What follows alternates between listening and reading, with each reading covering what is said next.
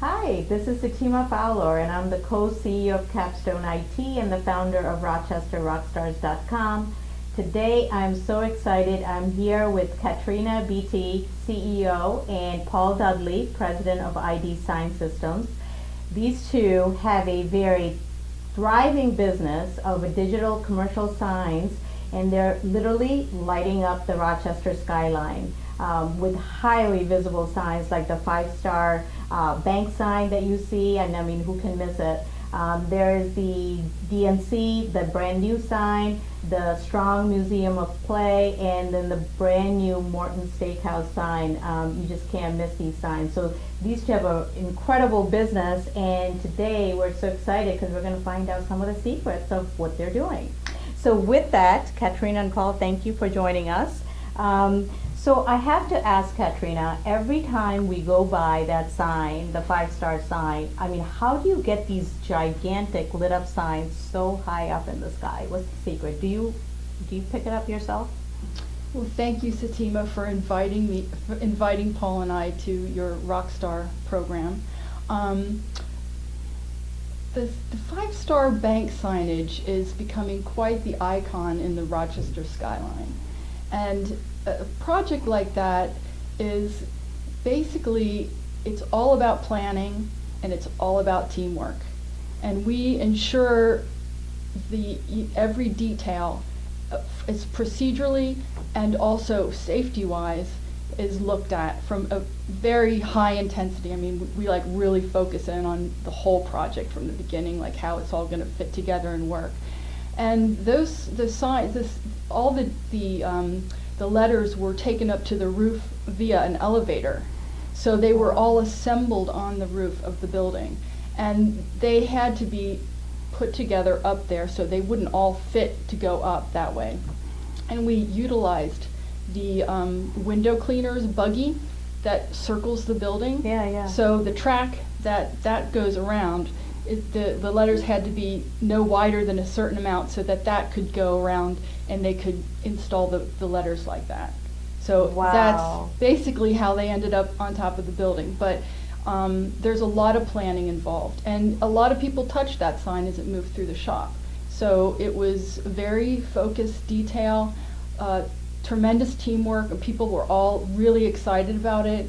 There was a lot of energy. So that's how they ended up there. Congratulations, it's a beautiful piece of work. Thank you. So, Paul, I gotta assume that there's probably a lot of competition in this kind of signage business. So how are you growing ID Signsystems despite the competition? Well, Sitima, it's we started the business back in 2005, and it's been a growth period really from the get-go. I think we understood from the outset where our value was as an organization, and we've been developing that ever since. We interface with our clients in a specific way in that we try and bring really good design values to everything we touch. And I think that's a differentiator, that we lead by design, and then we were able to expand on that process to develop a complete program. So we've found that over the years, a number of customers, our key customers, have stayed with us through that whole period. So year on year, we've developed relationships with them, and I think those relationships are key to the success, because it's all about people in our business, and you've got to have those relationships, and you've got to deliver value. And if you understand the key drivers that drive them as an organization, we can then deliver good value and interpret their needs in the way that they're looking for. And that becomes an ongoing relationship because they have confidence in you.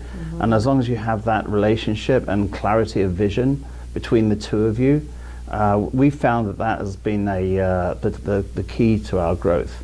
So the relationship and the value that you're constantly showing them that they can get through ID Signsystems. Absolutely, and I think it's just not a one-person exercise, it's the whole team. So it's really important you have your whole organization aligned around that value system of engaging with your customers, and I think they appreciate that. So the work the new customers we take on are often referrals based on our previous work. and that has led us to developing a speciality. So now we even develop product to service those specific customers. So for instance, we have a unique light box system that we've developed for one customer that now is being used internationally. And we, as product designers as well, we're always trying to infill the product range that supports our value system. So we like to deliver great value when we engage with our customers, and our healthcare products are in particular recognized now as market leading. So your customers are kind of leading you to the growth path and showing you kind of where the opportunities are. I think so, yes. I think you have to listen to them really carefully, and we spend a lot of time, we call it an evidence-based approach, where we're trying to understand their needs really thoroughly, and it's often, we do a lot of pre-research on these larger contracts before we even start drawing anything. So we're trying really to get into their brains and their head and understand how they tick and what they want for their organization. And if you spend that amount of work actually getting the groundwork done correctly, you can then deliver a success for them, because at the end of the day, that's what we're focused around. Okay, great. So let's focus a little bit about the elements of signage and what makes a great sign. So not all of us small business owners have a budget like Five Star Bank. So for a small business owner with a limited budget, what are some key things that makes up a good sign that people should know about? Well, there's some interesting statistics available from the International Sign Association that puts an exterior sign as probably one of the most key value propositions that you can add to any organization. And you have to, but I think you have to look at the whole of your marketing and three-dimensional expression of yourself as part of this process. So a sign is a three-dimensional expansion of your brand. So you have to understand who you are as an organization and how you want to project that. So if you actually spend some time with your sign company actually discussing that, I think they'll be able to realize exactly what you want. Most sign companies that we are associated with spend a lot of time actually developing conceptual ideas to actually answer a customer's request.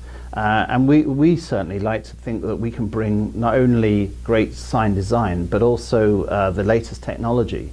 So for instance, we've just finished a sign for the Harley School, which I thought was a complete representation of how we could reinterpret an organization successfully as a three-dimensional, the sign itself represents the organization. So they're very green, they're very eco-friendly as an organization, and the sign itself we developed with them very carefully. Is solar powered. It sits completely off the grid. So the sign itself reflects their goals and their core values. So we try and bring those skills together to actually interpret what the customer wants. There are some basic guidelines you have to think about. Obviously, location is important, where you're going to put a sign. Things like permitting are very important. If you're a small business owner, you've got to be aware that you're in a local authority and you have to comply with the local authority requirements. We handle all that. The graphic aspects of the sign, do you want it illuminated? Do you want it reverse illuminated? Do you want it illuminated at all? All those aspects come into play. Sightlines are important. Can the sign be seen? Are you on a road, or what speed is the traffic driving by? Because you don't want too small text if you've got a long name and traffic is going by at 50 miles an hour. They won't read it. So we bring all those skill sets to bear when we're actually designing a sign for somebody. Wow, I didn't realize that much went into a sign design. Indeed. I don't think many people do. Yeah, but it can become an asset and become like a marketing tool, right? Oh, definitely. It's a three-dimensional reflection of your brand, and what business owner wouldn't want to promote something like that? And be congruent to their culture and value, and it, all of that. When it's all congruent, that's when the sales really, starts to happen. Yeah. So, awesome. So let's switch gears a little bit from signs. Let's talk about in general as business owners. you know, life of a business owner is always taking twists and turns. It's never a straight path. So during your years in doing this, what are some, I'll ask each one of you, what are some challenges and lessons learned that or successes that you can share with our audience? I think when you own a business, there are a lot of distractions. I think you need to have and maintain clarity of vision. It's very important. I think you need to align your organization to your plan, and you know, live and breathe your core values within your environment and outside as well, but everybody on board, and then basically it's really important to deliver success to your customers and make them feel really good about interacting with you as an organization. And I think that's what I've learned is, I mean, I could go on about distractions. Maybe Paul would like to do that. I don't know. I think Katrina's hitting on some of the key values that we as an organisation, we spend a lot of time actually trying to understand who we were as an organisation, and it's a constant requirement. I think you have, as business owners, you have to look at yourself. I think things like hiring is a really important issue. It's really important that you hire people who actually that are reflective of your goals. The team we have here is great, and we spend a lot of time in that process of actually selecting people. I think training is important. I think, you know, when you do take somebody on, that you put the time and effort into developing individuals so they can meet their personal goals. We try and be really flexible as well.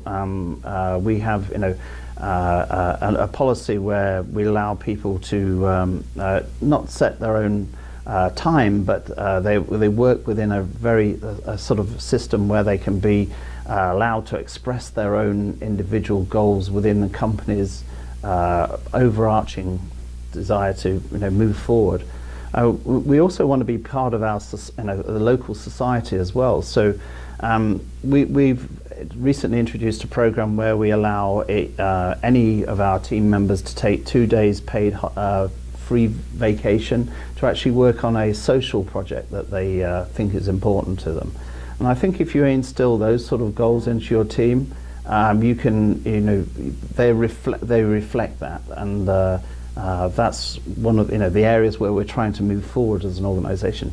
But yes, there are pitfalls. You know, there's often challenges. I think it's the day you think there aren't going to be challenges is the day when they pop up and surprise you. So, you know, the technology, delivery, and we're in a worldwide market. You know, we've over the last 5 years, we've worked in 5 different continents. So we're not just restricted to the local market. So we definitely have to, we believe you have to have that vision. And if you approach business like that with your eyes very open to what's happening in the market, you know, even the social changes and even political changes have a bearing on how some of our key customers react. So it's very important to keep a very long view of the general market. Yeah, so I think some of the key things I'm hearing from the two of you is kind of, you know, hire good people and make sure they're, you know, it's all congruent with your core values and you're living your core values, and then it doesn't happen by accident. You have to constantly train and make sure that that message is throughout every employee. Yes. And we like to hire from within our environment. So if we need someone new, they say, oh, I'd like to, you know, work on the CNC machine. I'd like to learn how to do that. And we're really open to them, like, growing within the company. So it really helps everybody, really. I think it makes them feel more fulfilled, and we like the energy from people that want to learn multiple tasks that you know we have on the floor. So it works for them, it works for us. Excellent. So these were some really good tips. Any last words of advice you would have for entrepreneurs that are watching? I'll chip in with some thoughts.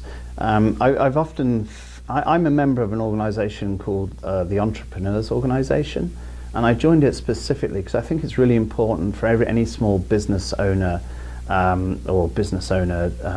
is you've got to keep learning. You've got to keep your eyes open, and you've got to keep you're pushing your business forward, because if you don't, I think if it's static, it's in decline. So we try and keep a constant learning program going.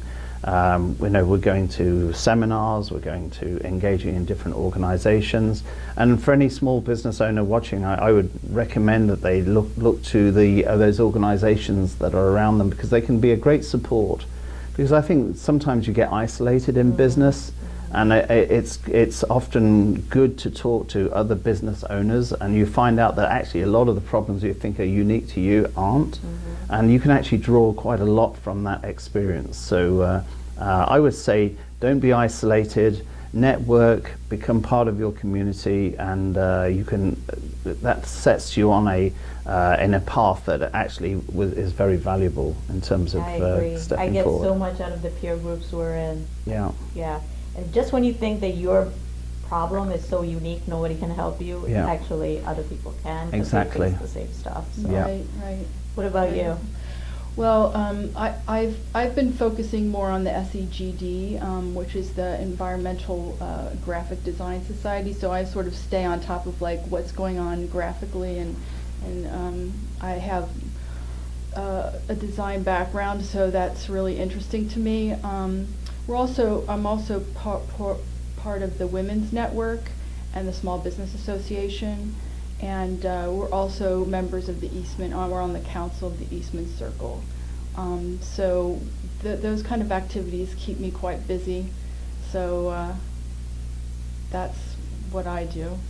We try not to talk about work at home, but it's inevitable that it does happen. But I say, well, I didn't know they moved in here. So I think it's important to have some space away from the business. 5 Star Bank didn't know they lived in your house, did they? That's right, because I mean, you need a little space. I personally need some personal space to get away from the everyday, and however you can manage to do it, it's a good thing to do. That's my advice. Excellent. I love that. So maybe that'll be a good resolution for a lot of people in this new year to find some time to decompress from their business and focus on something else. Yes, So I think it helps. I agree. So this has been wonderful. Thank you both for your insights. I wish you continued success with ID Signsystems. And thank you for watching. And if you want to be interviewed for a future episode, go to www.RochesterRockstars.com and hope to meet you someday soon.